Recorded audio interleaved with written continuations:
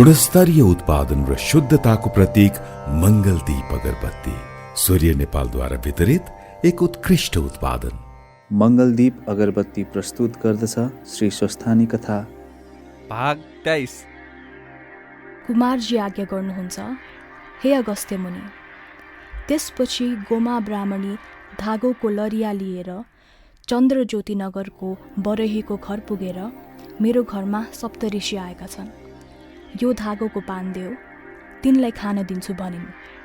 त्यति गोमाले भनेको सुनेर बरहीले उत्तर दियो, हे गोमा ब्राह्मणी, पान त कत्तिपट्टि छैन, जो भएको हिजै बेचिसके, नपत्याए हेर भनेर पानको भाँडो उगारेर देखायो। तब भाँडाभरि पान भइरहेको देखि यो के आश्चर्य भयो भनी चिन्ता गरेर भन्यो, हे गोमा ब्राह्मणी, यस भाँडाको पान हिजै बेचिसकेको थिएँ, आज कताबाट आयो? तपाईँले मेरो घरमा सप्तऋषि आएका छन्, उनलाई खान दिने भन्दा यस्तो भएको हो कि भनेर लाज मानी तपाईँ धन्य हुनुहुन्छ।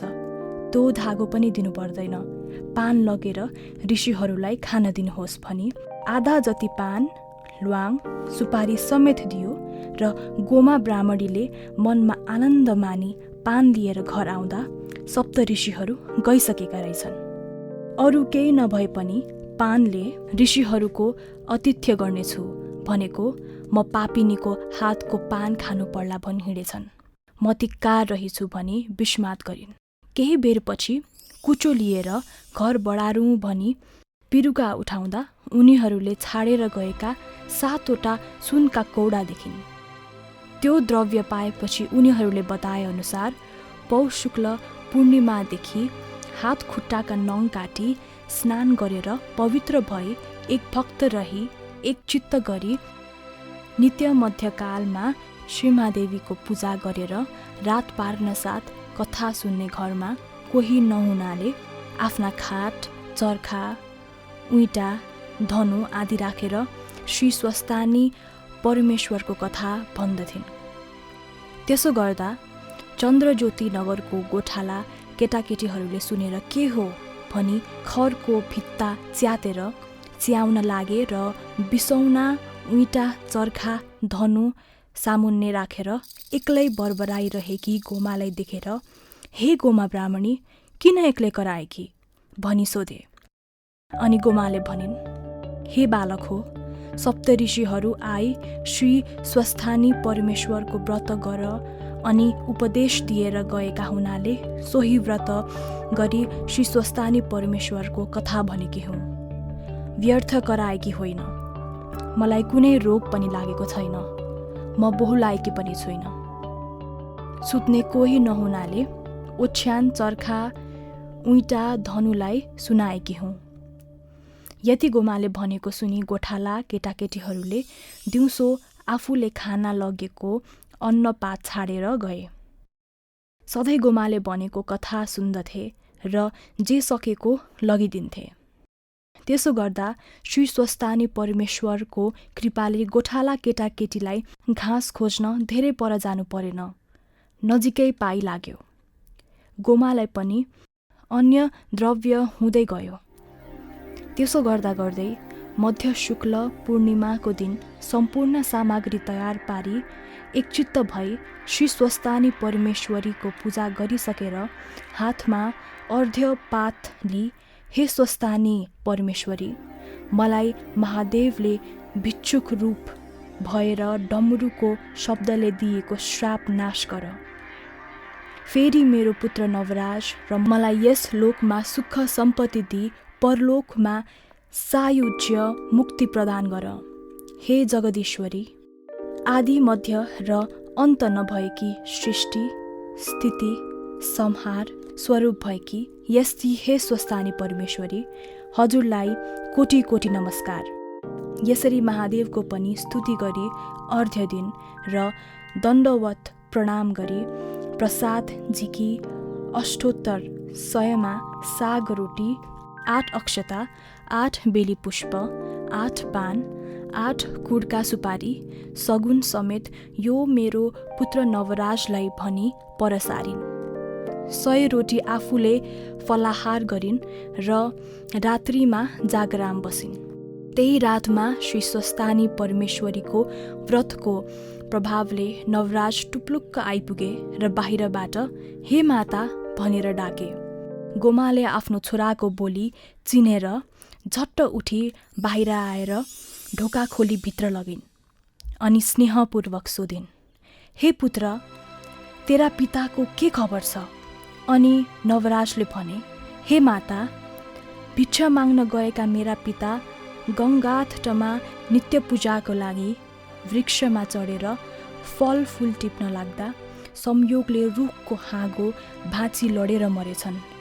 मलाई त्यहीँ बस्ने वृद्ध दम्पतिले भने र रुख मुनि गएर हेरे, हाड खोड रहेछ। त्यो बटुली गङ्गा नदीमा प्रवाह गरे अनि 10 गात्र र श्राद्ध आदि गरेर घर आउन लाग्दा घरको दुःख सम्झेर त्यसै कसरी जाउँ भनी सहरमा गएर राजाको सेवा गरे। उनले केही द्रव्य दिए र घर आइपुगे। यति नवराजले भनेको सुन्न 7 गोमा अधैर्य भई निर्विवेकी विधाताले 7 वर्षकी हुँदा 70 वर्षको बुढासित विवाह गरायो। उही बुढा पनि मेरो यस्तो यौवनको बखतमा खोसेर लगिदियो। हे स्वामी, भिक्षा माग्न गएका तिमीले मलाई अनाथ तुल्याई एक्लै छाडी कता गयो? हे नाथ, तिमी जहाँ गयो मलाई पनि उही लैजाऊ। तिमी बिना म यो जीवन कसरी राखौँ भन्दै मूर्छा परेर भूमिमा ढलिन्। पछि चेत आयो र अनेक प्रकारले शोक गर्न थालिन्।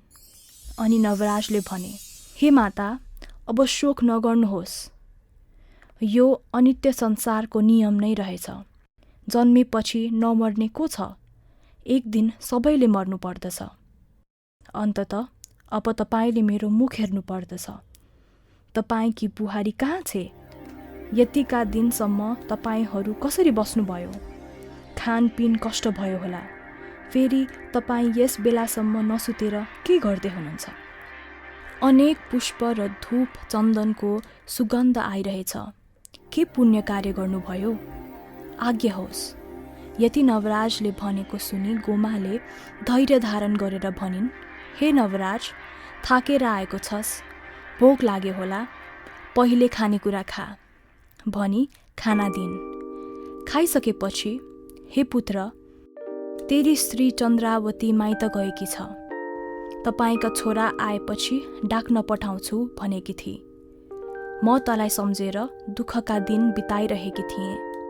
एक दिन सप्त ऋषिहरू आए मेरो कष्ट देखेर मनमा दया लागि श्री स्वस्थानी परमेश्वरीको व्रत गर, तिम्रो दुःख नाश होला भनी उपदेश दिए र उनीहरूको उपदेशले मेरो पुत्र नवराज छिट्टै आइपुगोस् र मेरो कष्ट एवं दरिद्रता नाश होस् भनेर उनी श्री स्वस्थानी परमेश्वरीको व्रत र पूजा गरी जागराम बसेकी थिए।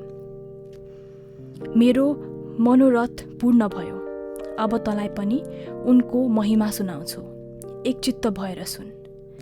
यस लोकमा सुख सम्पत्ति पाई अन्त्यमा मुक्ति समेत मिल्नेछ भनी सम्पूर्ण कथा विस्तारले सुनाइन्।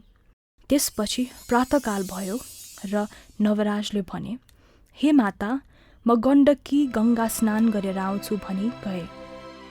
अनि गण्डकी गङ्गामा गई स्नान गरिसकी हरिहरको पूजा र स्तुति गर्दा गोमा ब्राह्मणीको व्रतको प्रभावले गण्डकी गङ्गाबाट हरिहर प्रकट भई, हे नवराज, तेरी माताले गरेको स्वस्थानी परमेश्वरीको व्रत प्रभावले हामी प्रसन्न भयौँ। वरदान ल्याऊ। सुन, यस गण्डकी गङ्गादेखि दक्षिण दिशामा लावण्य देश छ। त्यहाँ राजा छैनन्। हात्तीलाई सुवर्णको कलश र फूलको माला दिई राजा रोज्न लगाएका छन्। त त्यहाँ जानु।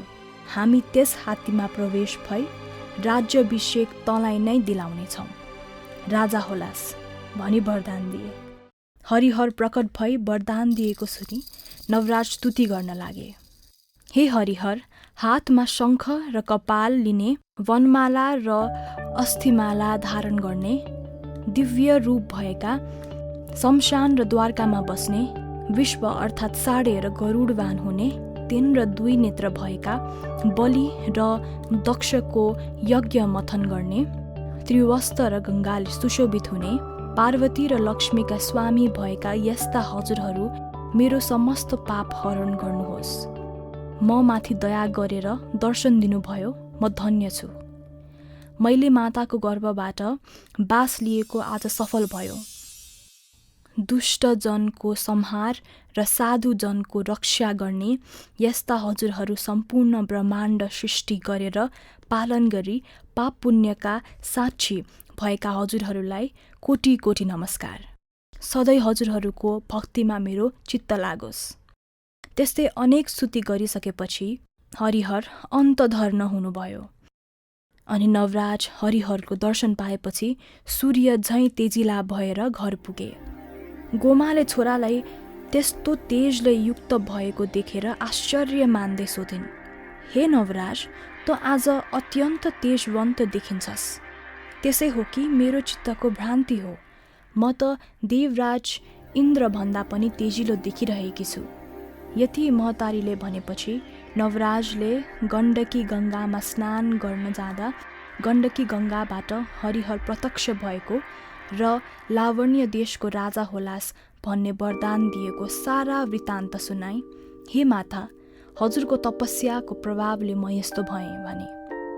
यदि नवराजले भनेपछि गोमा प्रसन्न भएर बोलिन्, हे नवराज, मेरो पुत्र चाँडै आइपुगोस् भनेर श्री स्वस्तानी परमेश्वरीको व्रत गरी प्रसाद राखिदिएको छु। लौ ल्याऊ, स्वस्तानी परमेश्वरीले सदैव तिम्रो कल्याण गरून्, सधैँ उनको भक्तिमा चित्त लागिरहोस्। यति भनेर श्री स्वस्तानी परमेश्वरको प्रसाद 8 गनेर राखेको सगुन समेत दिन र हे पुत्र, तिमी हरिहरको आशीर्वादले लावण्य देशको राजा भए पनि आशीर्वाद दिन। नवराजले पनि श्री स्वस्तानी परमेश्वरीको प्रसाद खाई माताको चरणमा दण्डवत प्रणाम गरी लावण्य देश जान भनी हिँडे।